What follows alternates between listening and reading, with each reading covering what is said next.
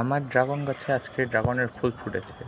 আপনাদেরকে দেখাবো কিভাবে ড্রাগন গাছে পরাগায়ন করতে হবে। তার আগে দেখে নিন ড্রাগন ফুল ফোটার কিছু সুন্দর মুহূর্ত।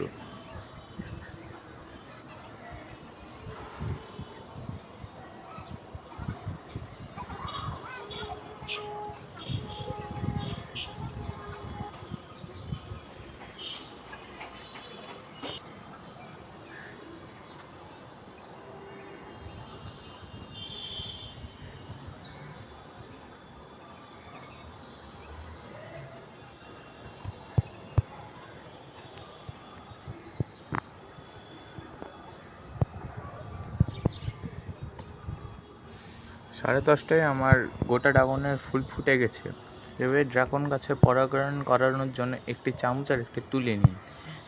তারপরে ড্রাগন ফুলের যে পুংকেশর চক্র আছে ওই চক্র থেকে গর্ভকেশর চক্রতে কিছু পাপড়ি পরাগরেণু দিন। ভালো করে যতক্ষণ না বেশি পরিমাণে 1 চামচ পরিমাণে দিন, জানি পরাগায়ন ভালো পরিমাণে হয়।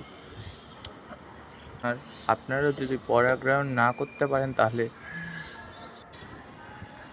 এই ভিডিওটা ভালো করে দেখবেন।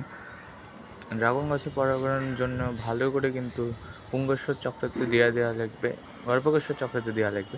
যদি আপনারা না দেন তাহলে কিন্তু গাছে পরাগায়ন হবে না এবং ফুলটাও